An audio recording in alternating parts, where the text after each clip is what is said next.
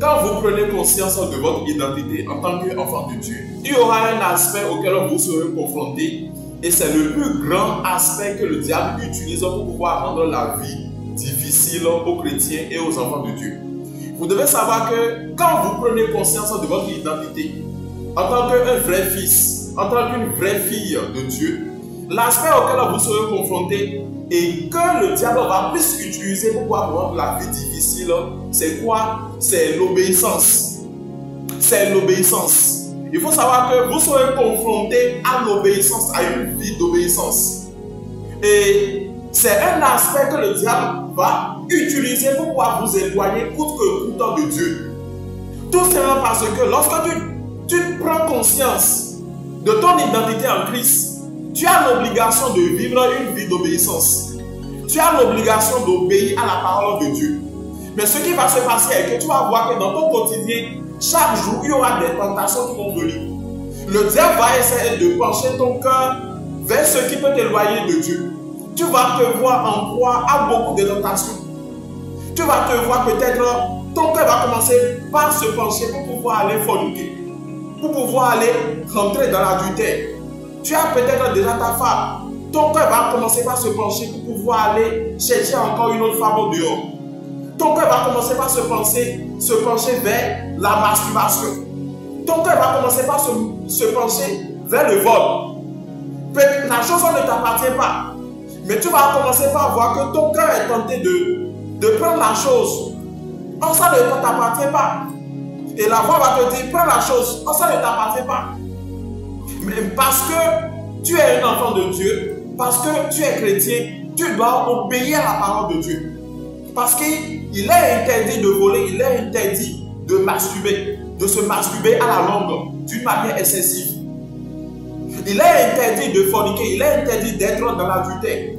Tu dois obéir à la parole de Dieu. Mais tu vas voir que tu vas te retrouver dans cette tentation-là où, pour pouvoir obéir à la parole de Dieu, le diable va pouvoir te rendre la vie difficile pour pouvoir faire ce choix-là. Autre chose est que tu vas te voir dans les tentations de vouloir dire la vérité. Tu vas te retrouver dans les situations, bien dans les tendances où tu vas voir que c'est comme si la seule option pour toi de s'en sortir, c'est de mentir. Or, nous marchons avec Dieu dans l'esprit de vérité. Là, tu dois voir que c'est la vérité que tu dois dire. Parce que si tu mens, il faut savoir que tu vas t'éloigner de Dieu. C'est comme ça que les choses se passent.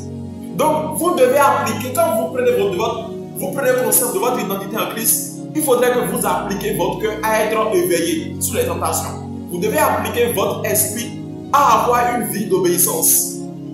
Sinon, si vous n'avez pas une vie d'obéissance, il faut savoir que plus le diable va vouloir pencher votre cœur à désobéir à la parole de Dieu. Et le diable sait que lorsque vous désobéissez à la parole de Dieu, tu serais éloigné de la présence de Dieu. Tu vas quitter l'intimité de Dieu. Et quand tu t'éloignes de Dieu, tu vas te voir qu'il y aura de la disgrâce. Tu vas t'éloigner des grâces exceptionnelles de Dieu.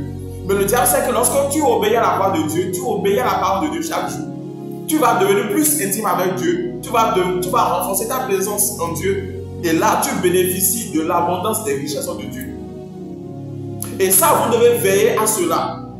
Et pour pouvoir être toujours dans l'abondance des richesses de Dieu, vous devez appliquer votre cœur à l'obéissance.